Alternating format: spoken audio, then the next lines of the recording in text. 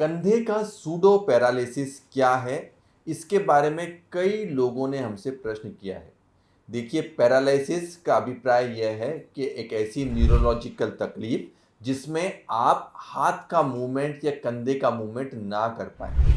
Paralysis आमतौर पे neurological problems जैसे कि स्ट्रोक, लकवा उसमें होती है और मरीज का हाथ बहरा हो जाता है और हाथ ऊपर ले जाने में सक्षम नहीं हो पाता है। परंतु न्यूरोलॉजिकल प्रॉब्लम्स की एब्सेंस है, मतलब अगर न्यूरोलॉजिकल प्रॉब्लम कुछ भी नहीं है और उसके उपरांत भी अगर कंधा ऊपर नहीं जा पा रहा है तो इसको हम स्यूडो पैरालिसिस बोलते हैं। स्यूडो का मतलब फॉल्स, पैरालिसिस का मतलब लकवा। मतलब लकवा तो हो गया है, हाथ की ताकत तो चली गई है, पर पैरालिसिस या लकवा नहीं है, कुछ और है।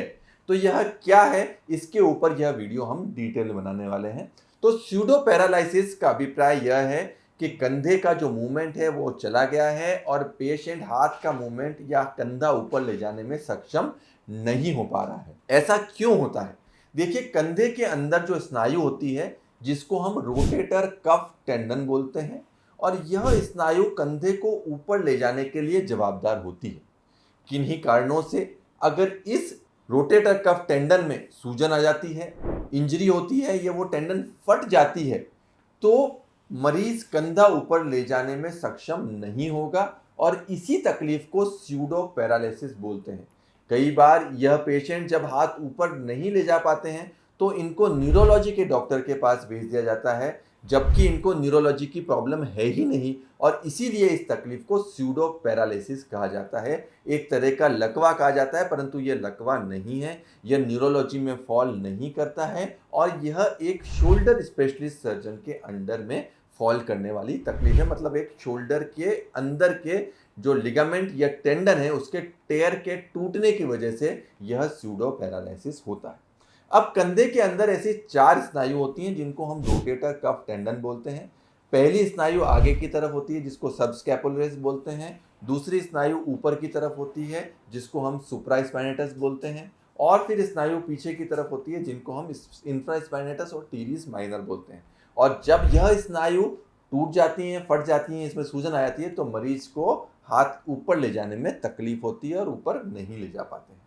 अब इस चीज का डायग्नोसिस कैसे किया जाए? अगर सूडो पैरालिसिस है तो उसका डायग्नोसिस कैसे किया जाए? इस चीज का डायग्नोसिस बहुत ही आसान है।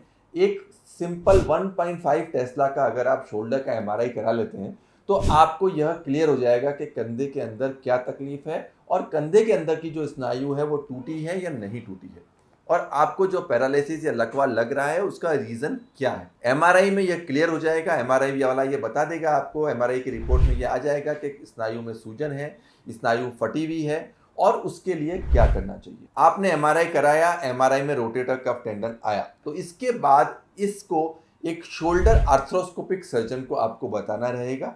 शोल्डर आर्थ्रोस्कोपिक सर्जन आपको एग्जामिन करेंगे, आपके एमआरआई को देखेंगे, और अगर आपका स्नायु फटा हुआ है तो फिर एक छोटी सी दूरबीन की सर्जरी करके, जिसको arthroscopic rotator cuff tendon repair बोलते हैं, वह करके इस प्रॉब्लम को परमानेंटली सॉल्व कर दिया जाता है। तो इस तकलीफ में हम क्या करते हैं कि जो फटा हुआ टेंडन या फटा हुआ स्नायु होता है उसको अपनी जगह पे रीअटैच करते हैं, एंकर्स डाल के उसको फिक्स करते हैं, और फिक्स करने के उपरांत मरीज को थोड़ा टाइम देते हैं, थोड़ा टाइम हाथ झोली में रखते हैं, और उसके बाद स्पेसिफिक एक्सरसाइज कसरत की शुरुआत की जाती है। और जब यह एक्सरसाइज और कसरत पेशेंट्स की जाएगी उसके बाद जो हाथ का मूवमेंट है, हाथ का जो फंक्शन है वो आ जाएगा।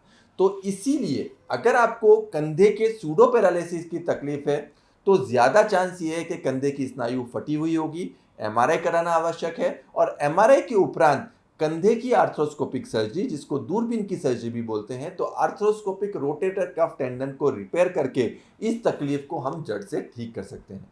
तो दोस्तों, अगर आपको भी कंधे में लकवे जैसी फीलिंग हो रही है, कंधे की ताकत चली गई है, तो आप अपनी एमआरआई रिपोर्ट्स नीचे दिए गए हमारे नंबर पे शेयर कर सकते हैं। हम आपकी बहुत जो बेस्ट होगी वो सहायता कर पाएंगे। धन्यवाद।